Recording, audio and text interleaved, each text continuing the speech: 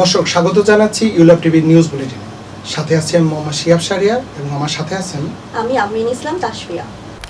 19 জানুয়ারি ইউল্যাবের স্থায়ী ক্যাম্পাসে অনুষ্ঠিত হয় মিডিয়া স্টাডিজ অ্যান্ড জার্নালিজম ডিপার্টমেন্টের শিক্ষার্থীদের নবীনবরণ। অনুষ্ঠানে উপস্থিত ছিলেন বিভাগের শিক্ষক ও শিক্ষার্থীরাও। বিস্তারিত রাকিব আলীর প্রতিবেদনে।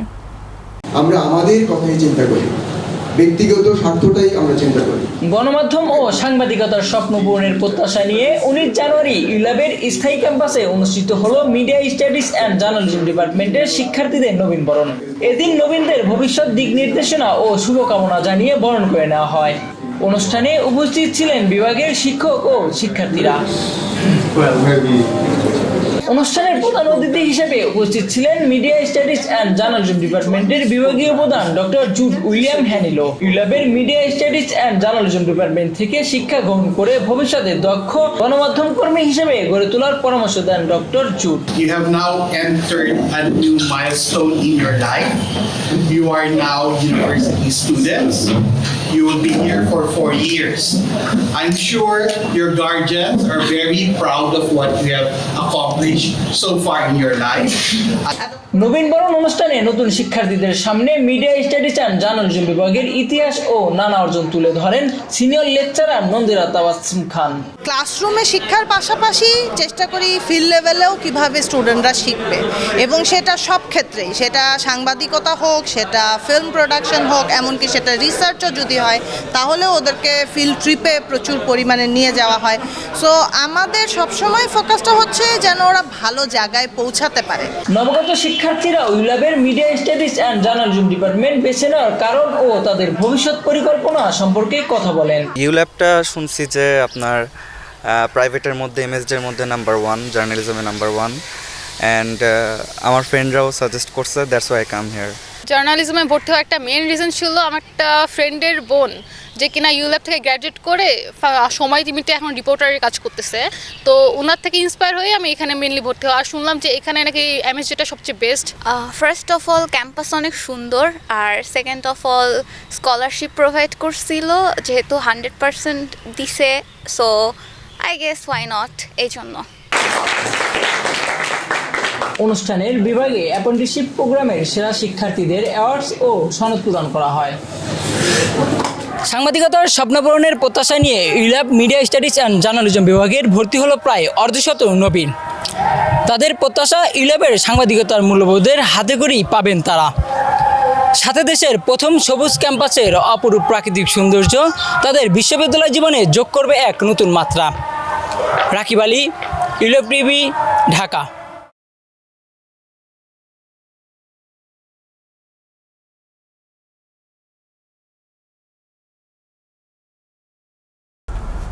প্রতিবারের মতো এবারও media studies and journalism department থেকে আয়োজিত হয় ভিন্নধর্মী অনুষ্ঠান ট্র্যাশন শো। তবে এবারের শোটিতে সর্বোচ্চ সংখ্যক শিক্ষার্থী অংশগ্রহণ করে। বিস্তারিত ফারিয়া আহমেদ ঐশীর প্রতিবেদনে। ক্যামেরায় ছিলেন রেজানুল ইসলাম রাজ।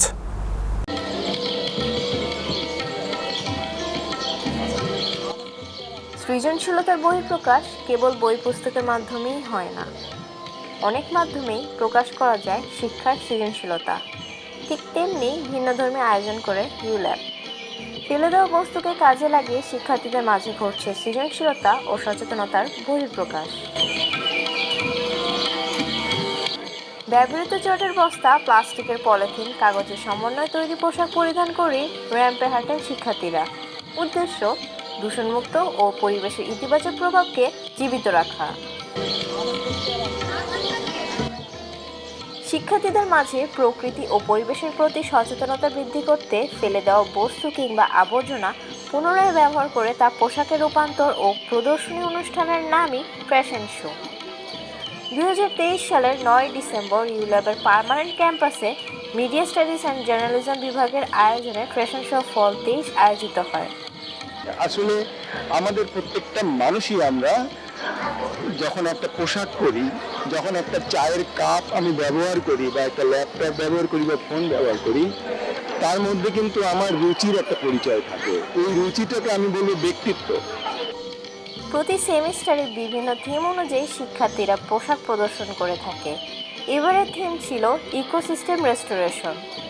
আয়োজনে 32 জন শিক্ষার্থী অংশগ্রহণ করেন, যা অন্যান্য বছরের তুলনায় সর্বোচ্চ। কেউ দি আর্থ কিং, কেউ বা হারমোনি ইন্ট্রুডার, আবার কেউ বায়ুর শুভ্রতা পোশাকে তুলে ধরেন পরিবেশ সচেতনতার বিভিন্ন দিক। পরিবেশটা কিন্তু আমাদের চারপাশেই আছে, পরিবেশ বিরাজমান আমাদের চারপাশে, কিন্তু এটাকে কিভাবে আমরা আরও ব্যাপকভাবে নিজেদের মধ্যে ধারণ করতে পারি এবং যতটুকু সম্ভব নিজেদের পরিবেশকে সংরক্ষিত করতে পারি, নিজেকে যেমন পরিচর্যা করি পরিবেশকে কেন করব না, এই মেসেজটা নিয়ে আজকে আমাদের এই ফ্যাশন শো। অনুষ্ঠানে প্রধান অতিথি হিসেবে উপস্থিত ছিলেন চিত্রশিল্পী শিশির ভট্টাচার্য। এছাড়াও অন্যান্যদের মধ্যে উপস্থিত ছিলেন আফিয়া তাবাসসুম বর্ণ, বিশ্ববিদ্যালয়ের ভাইস চ্যান্সেলর ইমরান রহমান এবং pro vice chancellor Jude William Genilo. যে মেসেজটা আছে যে ট্র্যাশন, এটা খুব ইম্পর্টেন্ট মেসেজ, যেহেতু আমাদের পৃথিবীতে এত পলিউশন হচ্ছে, আমাদের কিভাবে বর্জিত জিনিসপত্র রিসাইকেল করা যায় সেটা, আর আসল হচ্ছে যে কিভাবে প্রথমে এই ট্র্যাশ যেন না বানানো হয়।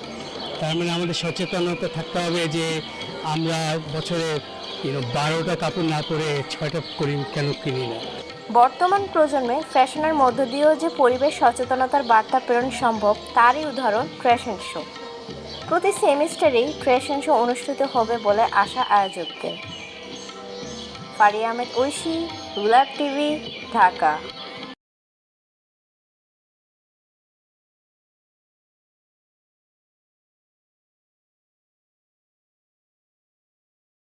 ইউল্যাবের স্থায়ী ক্যাম্পাসে জমকালো আয়োজনের মধ্য দিয়ে অনুষ্ঠিত হলো ঢাকা আন্তর্জাতিক মোবাইল চলচ্চিত্র উৎসব 2024। এতে 20টি চলচ্চিত্র দেখানো হয়। তরুণ নির্মাতাদের স্বপ্ন পূরণে প্রতি বছরের মতো এবারও 2 দিনব্যাপী আয়োজিত হলো ঢাকা আন্তর্জাতিক মোবাইল চলচ্চিত্র উৎসব 2024। কেক কাটার মধ্য দিয়ে 10তম ঢাকা আন্তর্জাতিক মোবাইল চলচ্চিত্র উৎসব শুরু হয়। এতে প্রধান অতিথি হিসেবে উপস্থিত ছিলেন ডিআইএমএফ এর প্রধান উপদেষ্টা ডক্টর জুড উইলিয়াম হ্যানিলো। বিশ্বের 35টি দেশ থেকে 176টি চলচ্চিত্র এবারের ফেস্টিভ্যালে জমা পড়ে। তার মধ্য থেকে 20টি চলচ্চিত্র নিয়ে এবারের আন্তর্জাতিক মোবাইল ফিল্ম ফেস্টিভ্যাল অনুষ্ঠিত হয়। এবারের 10তম আসরে ওপেন ডোর, short film, vertical film, 1 minute, এই 4টি বিভাগে চলচ্চিত্র জমানো হয়। বড় ক্যামেরা ছাড়া বা এই যে ট্রেডিশনাল ক্যামেরা ছাড়া আমরা ছবি তৈরি করতে পারবো না, এটা একটা ভুল ধারণা। আপনার গল্প আছে, আপনি সবাইকে জানাতে চান, আপনার হাতে একটা মোবাইল আছে, বাস আপনি ছবিটা বানিয়ে ফেলুন। আয়োজকদের মতে এই বিশ্বায়নের যুগে ইচ্ছে শক্তি থাকলেই একটি মুঠোফোন দিয়ে সম্পূর্ণ একটি সিনেমা নির্মাণ করা সম্ভব, যার বাস্তবায়ন ঘটেছে এই চলচ্চিত্র উৎসবে।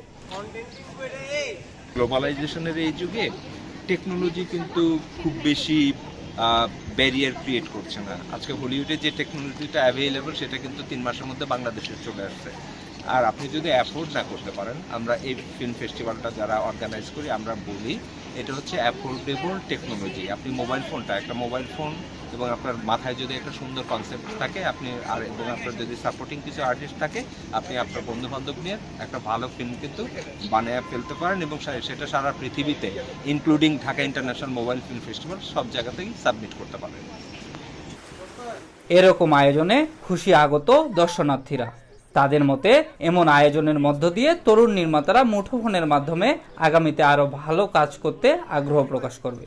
আমাদের তরুণরা যেন আরো বেশি আগ্রহী হয়, আমাদের তরুণরা যেন হচ্ছে গিয়ে তাদের ক্রিয়েটিভিটিটা আরো বেশি প্রকাশ করতে পারে। এটা মূল উদ্দেশ্য বাংলাদেশের মধ্যে করা, যাতে করে বাংলাদেশের মানুষদের প্রতি একটা অনুপ্রেরণা সৃষ্টি করা। আমরা ফোনের থ্রুতেও আমরা ক্যামেরার মধ্যে বা ডিএসএলআর ক্যামেরা বলেন বা আমরা সিনেমাটোগ্রাফিতে যে ক্যামেরা ইউজ করি, সেই ফিচার্সগুলো ইউজ করে আমরা ফোনের মাধ্যমে সেই সেম ক্যাটাগরি ফিল্মগুলো প্রডিউস করতে পারি। চলচ্চিত্র উৎসবে সিনেমা প্রদর্শনের পাশাপাশি সিনেমা নিয়ে বিভিন্ন কর্মশালারও আয়োজন করা হয়। তৌফিক আবনাম ইমন, ইউল্যাব টিভি, ঢাকা।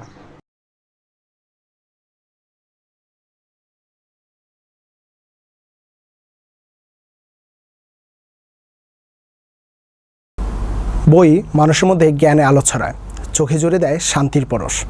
এই জ্ঞানে আলো ছড়াতে রাজধানীর বিভিন্ন স্থানে গড়ে উঠেছে দ্য রিডিং ক্যাফে। এখানে বইপ্রেমীরা তাদের পছন্দের সকল বই পাচ্ছেন খুব সহজে। এই রিডিং ক্যাফেতে দেশি বিদেশি সকল লেখকদের অরিজিনাল বইয়ের কপি বিক্রি করা হয়। চাইলে এখানে বসে পুরো বইও পড়ে নিতে পারেন পাঠকেরা।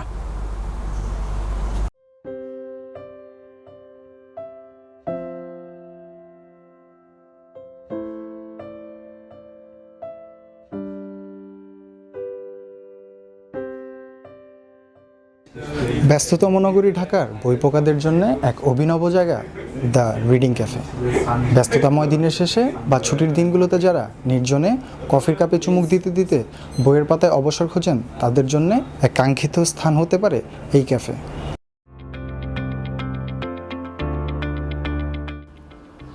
রাজধানীর কলরব, শব্দ, ব্যস্ততা থেকে নিজেকে একটু আলাদাভাবে সময় দিতে আপনার পছন্দের জায়গা হতে পারে এই রিডিং ক্যাফে। একই সাথে বইয়ের পাতায় নিজেকে হারিয়েও ফেলতে পারেন। বইপ্রেমীদের অন্যতম পছন্দের জায়গা এই রিডিং ক্যাফে।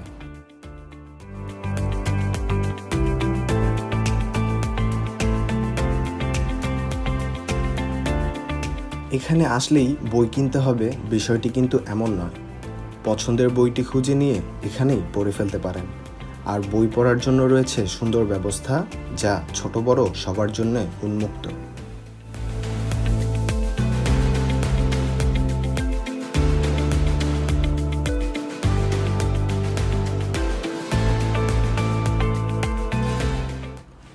রাজধানীবাসীকে সারাদিনের ব্যস্ততা শেষে একটু কোলাহলমুক্ত সময় দেওয়ার জন্যই এমন আয়োজন, জানান রিডিং ক্যাফের কর্তৃপক্ষ। 2014 সাল থেকে যাত্রা শুরু করি।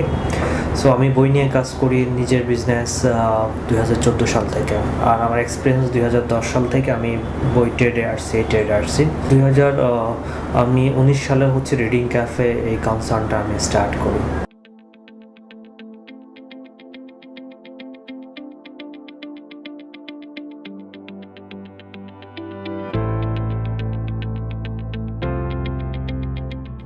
কি বই নেই এখানে? Fiction, non fiction, encyclopedia, autobiography, গল্পের বই, ছোটদের কবিতার বই সহ সব বই পাওয়া যাবে এখানে। পরিবেশটা খুবই সুন্দর, হোমলি। এটা এখানে লাইব্রেরিটা ছোট হলেও বসা অ্যারেঞ্জমেন্ট, অন্যান্য পরিবেশটা সুন্দর, রুচিসম্মত, একটু ডিফারেন্ট। কারণ এখানে ভিন্ন ভিন্ন রকমের কালেকশন আছে, ডিফারেন্ট ফিকশন আছে, এনসাইক্লোপিডিয়া আছে, বিভিন্ন সাহিত্য লিটারেচার আছে, বাংলা লিটারেচার, বঙ্কিম, শরৎচন্দ্র সাহিত্য ডিফারেন্ট, ইভেন ইংলিশ লিটারেচার আছে, সায়েন্টিফিক সিচুয়েশন আছে, ভিন্ন ভিন্ন বই আছে। কালেকশনটা একটু ভিন্ন প্রকৃতির। দ্য রিডিং ক্যাফের এমন উদ্যোগে আকৃষ্ট হচ্ছেন প্রচুর বইপ্রেমীরাও। ইচ্ছে হলে চলে আসতে পারেন আপনিও। জ্ঞান চর্চার এমন স্থান ছড়িয়ে পড়ুক শহরের প্রতিটি স্থানে, এমনটাই প্রত্যাশা। রাফিউল ইসলাম, ইউল্যাব টিভি, ঢাকা।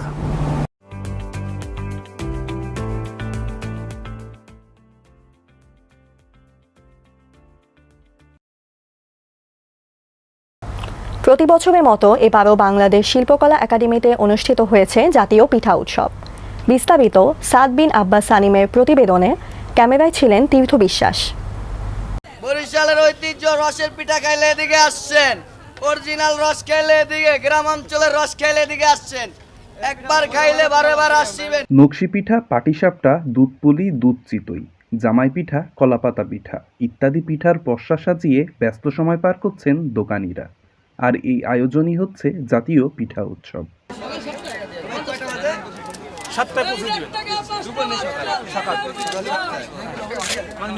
বাংলাদেশ শিল্পকলা একাডেমিতে অনুষ্ঠিত হয় জাতীয় পিঠা উৎসব। এতে অংশ নেয় বাংলাদেশের বিভিন্ন জেলার 50টি পিঠার দোকান। ঐতিহ্য অনেক ভালো, দুধ চিতই পিঠা আছে, মালপোয়া পিঠা আছে, নকশি পিঠা আছে, শাহী নকশি বাপ্পা আছে, ডিম চিতই আছে, ঝাল জামাই, আর বিভিন্ন অনেক আইটেমের পিঠা আছে। বরিশালে অনেক বিভিন্ন আইটেমের পিঠা আছে, আপনি না আসলে বুঝবেন না। চাঁদপুর, লক্ষ্মীপুর, মানিকগঞ্জ, ফরিদপুর সহ বাংলাদেশের বিভিন্ন জেলার আঞ্চলিক পিঠার জায়গা হয় এই পিঠা উৎসবে। শুধু ঢাকাতেই নয়, শিল্পকলা একাডেমির উদ্যোগে 64 জেলাতে অনুষ্ঠিত হয়েছে পিঠা উৎসব। জাতীয়ভাবে পিঠা উৎসব এটা প্রতি বছরই হয়, কিন্তু এবার আমাদের মন্ত্রণালয়ের পক্ষ থেকে প্রধানমন্ত্রী সচিবালয়ের ইচ্ছা এবং আমাদের কালচারাল মিনিস্ট্রির সহযোগিতা পৃষ্ঠপোষকতায় শিল্পকলা একাডেমি আয়োজন করেছে। এবং আমরা যে শুধু ঢাকা বেস করে করেছি, ঢাকাকে নিয়ে তা কিন্তু নয়, পুরো 64টা জেলাতেই কিন্তু একই সাথে কালকে উদ্বোধন হয়েছে পিঠা উৎসব। পিঠা উৎসবে পিঠার স্বাদ নেওয়ার পাশাপাশি কিভাবে পিঠা বানাতে হয় সেটাও প্রত্যক্ষভাবে দেখার সুযোগ পেয়েছে দর্শনার্থীরা। তাই তো ব্যস্ত সময়কে পেছনে ফেলে পরিবার এবং বন্ধুবান্ধবকে নিয়ে দর্শনার্থীরা হাজির পিঠা উৎসবে। আমি শিল্পকলা এসেছি পিঠা উৎসবে। আমি পিঠা খেয়েছি, আমার কাছে অনেক ভালো লেগেছে পিঠা। পিঠা উৎসবটা দেখে খুবই ভালো লাগছে, মনে হচ্ছে একটা উৎসবের মতো, যেমন আমরা বসন্ত, পহেলা ফাল্গুন, তারপর হচ্ছে গিয়ে বৈশাখ সেলিব্রেশন করি। আমি ঠিক সেই সেম একটা ভাইবস পাচ্ছি এখানে এসে। বিকাল গড়িয়ে সন্ধ্যা, যত সময় গড়িয়েছে দর্শনার্থীদের ভিড় ততই বেড়েছে। এছাড়াও প্রতিদিন সন্ধ্যায় সাংস্কৃতিক অনুষ্ঠানের আয়োজন করে আয়োজকরা। প্রতি বছরই এখানে আসি, প্রতি বছরই যে পিঠা উৎসবটা হয় এটার জন্য আমি সারাটা বছর ওয়েট করি, এবং এই একটা ফিল্ডের মধ্যে, একটা স্পেসের মধ্যে প্রত্যেকটা জেলার পিঠা ডিফারেন্ট টাইপের, যেটা আমরা সচরাচর সব জায়গায় পাই না। ঢাকা শহরে যারা আমরা থাকি বা বড় হয়েছি, আমরা হলো গিয়ে এখন এত কোথাও যাওয়ার মতো প্লেস খুঁজে পাওয়া যায় না। সো আজকে উইকেন্ড, এখানে এসে ভালোই লাগছে, গান হচ্ছে। আয়োজকরা বলছেন, ব্যবসার পাশাপাশি বাঙালির হারিয়ে যাওয়া সংস্কৃতিকেও পুনরুদ্ধার করা সম্ভব এরকম আয়োজনের মাধ্যমে। বিদেশি সংস্কৃতির ভিড়ে হারিয়ে যেতে বসেছে পিঠা উৎসবের মতো বাঙালি সংস্কৃতিগুলি। এমন আয়োজনের মাধ্যমে আমাদের ঐতিহ্য এবং সংস্কৃতিগুলো চর্চা করা সম্ভব। আর বিভিন্ন পিঠা একসাথে দেখতে পেরে এবং এর স্বাদ গ্রহণ করতে পেরে উচ্ছ্বসিত দর্শনার্থীরা। সাদবিন আব্বাস সানিম, ইউএলএফ টিভি, ঢাকা।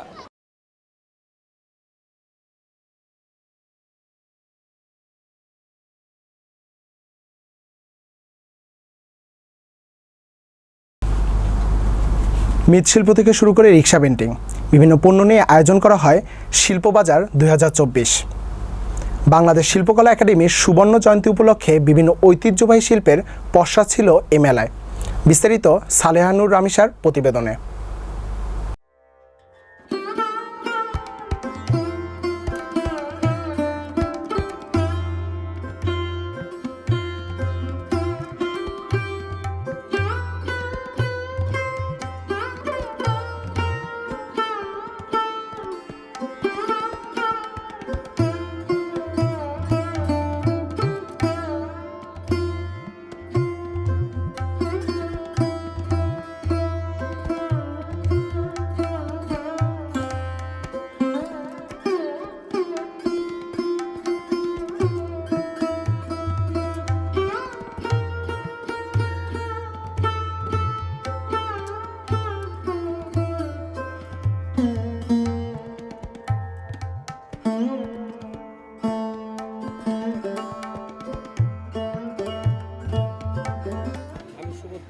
আমি আসছি রাজশাহী জেলা থেকে। টেপা পুতুল করে মাটি দিয়ে টেপা পুতুল বানিয়ে শিল্পকর্মে কাজ করি। আমার পরিবারের সবাই কাজ করে।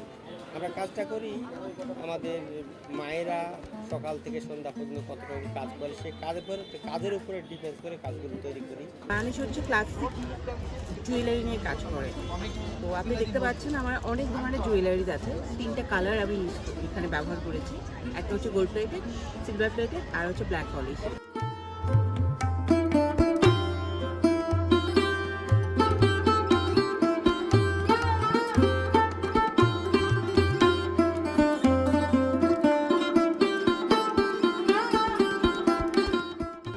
সাথে অনেক কিছু দেখতে পাচ্ছি, নিত্য নতুন দেখতে পাচ্ছি, যেগুলো ঢাকা শহরে খুব কম পাওয়া যায়।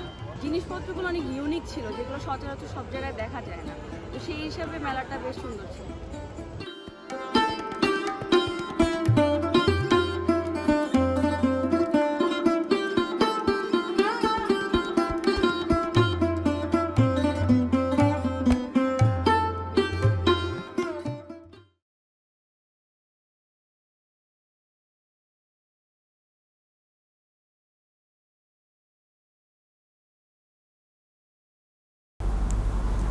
মায়ের মুখের বুলিতে আমাদের তৃষ্ণা মেটে, মন খুঁজে পায় আপন ঠিকানা। তাই আন্তর্জাতিক মাতৃভাষা দিবসে আমরা লিখেছি মায়ের ভাষায় মায়ের তরে খোলা চিঠি।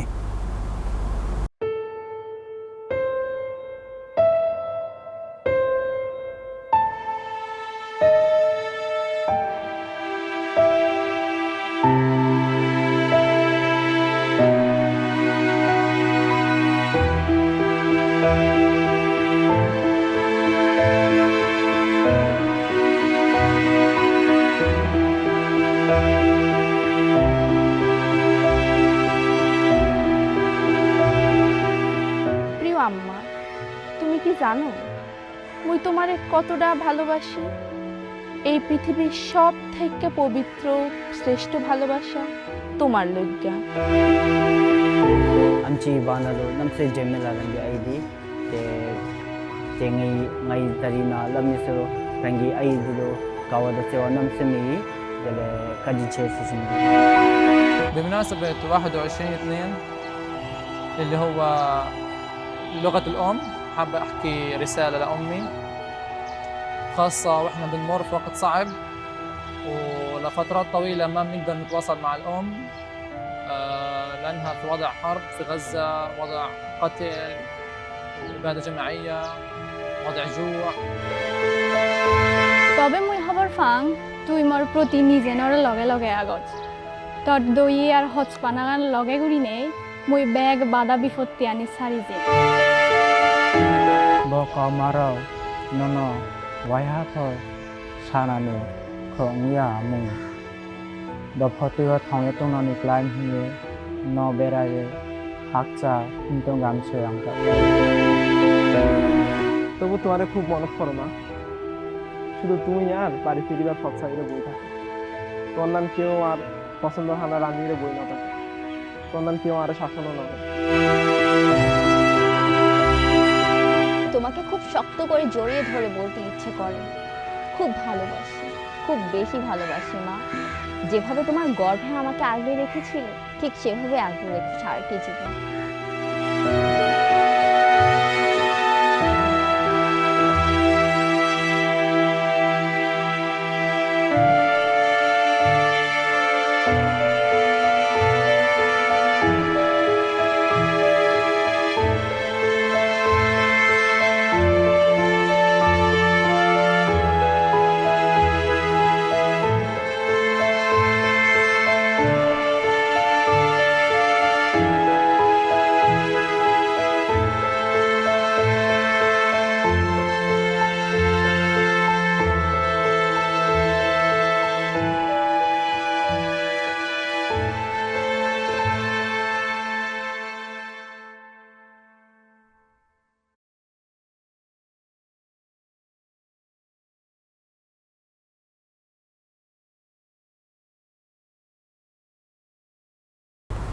The University of Liberal Arts Bangladesh ULAB hosted a ceremony on 25th September 2023 to bestow the distinguished title of Visiting Professor of Practice upon Justin Green, Mr. Green, the President and CEO of the Global Alliance for Public Relations and Communication Management.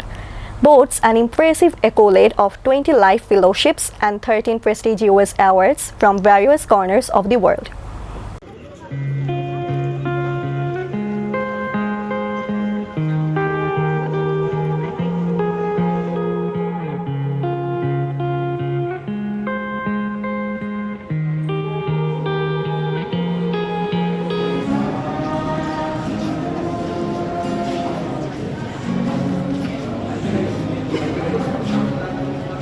There will be winners and win-win situation for both ULAB students and for Justin. Member of the Academic Council of Global Alliance and the Ethics and Standards in Public Relations Task Force.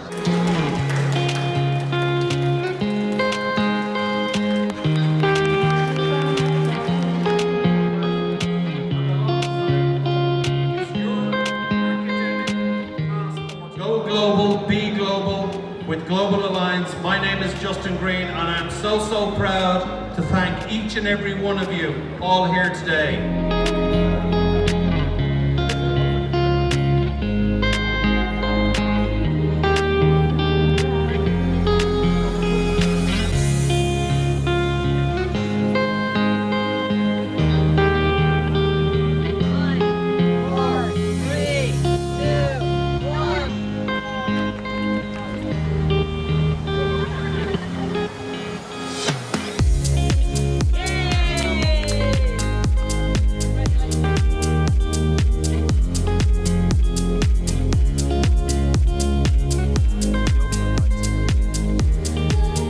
There's new technology, there's the talk of AI, artificial intelligence is coming, but to me, I would while I approach new technologies and other similar things.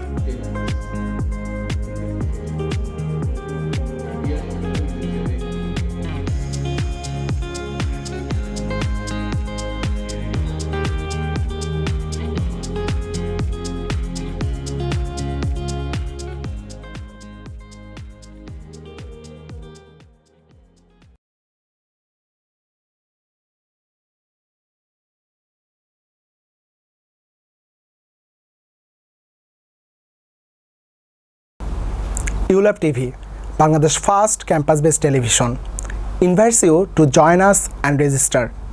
Explore role as a reporter, producer, graphics designer, digital storyteller, or mobile journalist. ULAB TV, the first ever campus-based television transmission in Bangladesh, an apprenticeship program of ULAB, established in 2013. Excellent advisors and instructors are here to monitor everything of ULAB TV. To learn about journalism, dream without limits, where truth and imagination blend into endless possibilities. Aspire passionately, feeling your newsroom dreams with each heartbeat. Let your journey unfold through headlines and bylines, finding profound fulfillment in the pursuit of every story. Fearlessly chase beyond reporting norms, waving your life with daring journalistic pursuits. Embrace dreams that captivate and empower, creating a narrative worth living and savoring every moment along the way. From here, you can make your dreams come true.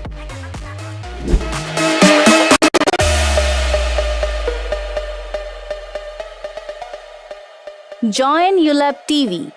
Live your dream.